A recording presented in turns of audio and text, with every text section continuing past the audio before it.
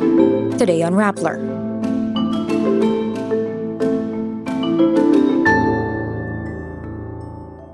Two Philippine Military Academy cadets are found guilty of causing injuries to hazing victim Darwin Dormitorio.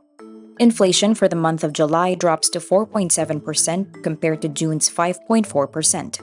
DENR Chief Tony Yulo Loyzaga says Manila Bay reclamation projects prevent the government from protecting the area.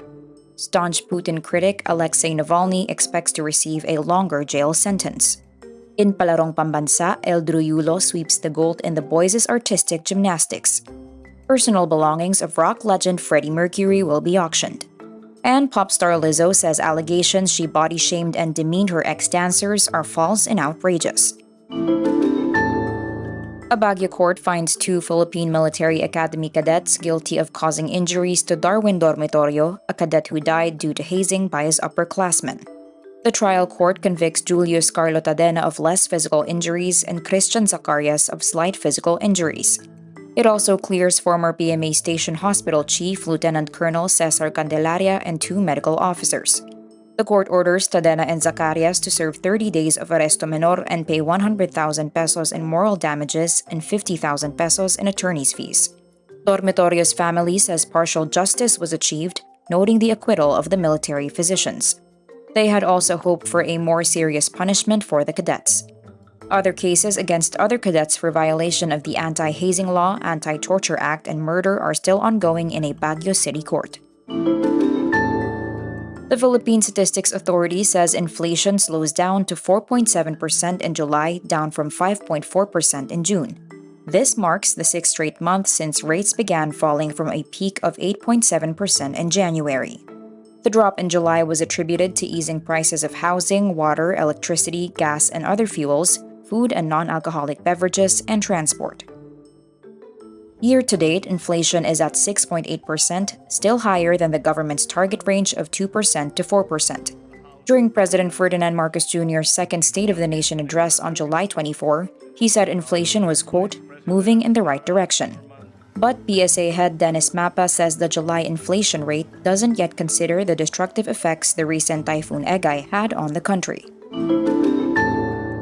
Department of Environment and Natural Resources Secretary Tony Yulo Loyzaga says reclamation projects in Manila Bay hamper the government's duty to protect the area as stated in the Supreme Court's mandamus ruling. The High Court issued the ruling in 2008 ordering 13 government agencies to preserve Manila Bay and make it suitable for swimming, skin diving, and other forms of contact recreation. At present, the DENR is conducting a cumulative impact assessment of the reclamation projects in Manila Bay. The U.S. Embassy expressed its concern over a China-owned company's reclamation project. According to Loyzaga, the U.S. Embassy located in Manila Bay cited flood risk as its primary concern. Russian opposition politician Alexei Navalny expects a court to extend his prison sentence by nearly 2 decades in a criminal case which he and his supporters say is designed to keep him out of politics for even longer. Navalny, President Vladimir Putin's fiercest domestic critic, is already serving sentences totaling 11.5 years on fraud and other charges. His political movement has been declared as extremist by Putin. State prosecutors asked the court to hand him another 20 years in a penal colony on 6 separate criminal charges, including inciting and financing extremist activity and creating an extremist organization. Navalny says the purpose of his sentencing is to frighten Russians, but he urges them to resist the, quote, villains and thieves in the Kremlin. Eldrew Yulo completes a sweep of all 6 gold medals in the secondary boys' artistic gymnastics as he reigns in the apparatus finals, and possibly his last Palarong Pambansa stint. The 15-year-old NCR powerhouse brings home gold medals in floor exercise, vault, horizontal bar, and mushroom to add to the individual and team all-around crowns he won last Wednesday, August 2. He posts his best score in vault with 13.95 points, records 13.5 points in floor exercise, 9.25 and 9 points in pommel horse and horizontal bar respectively. Overall, Yulo has 20 gold medals from Palarong Pambansa after pocketing 4 in Vigan in 2018 and 5 in Davao City in 2019. Yulo says he will prepare for an entire year for the next Junior World Artistic Gymnastics Championships. A near replica of Freddie Mercury's London home will be on exhibition starting Friday, August 4.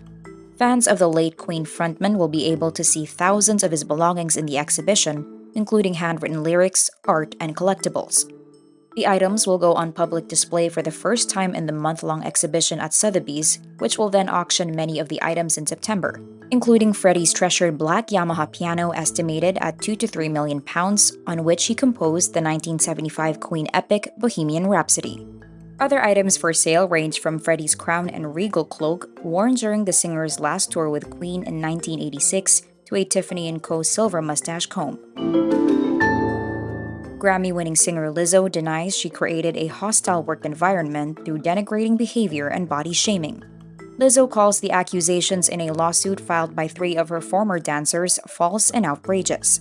It alleges harassment based on sex, religion, race, and disability. The 3 plaintiffs claim they were coerced into touching nude strip club performers in Amsterdam, while one was allegedly pressured to participate in a nude photo shoot. In a statement, the plaintiff's attorney says Lizzo sought to shame her dancers over their weight and demean them. Lizzo says she usually chooses, quote, not to respond to false allegations, but adds she cannot allow people to make her out to be something she is not. Lizzo responds saying she knows what it's like to be body shamed and would never terminate an employee because of their weight. And that's today's wrap. I'm Nina Liu. Thank you for watching. Click the link below for the full story. Follow us on Rappler's YouTube, Facebook, Twitter, Instagram, and TikTok.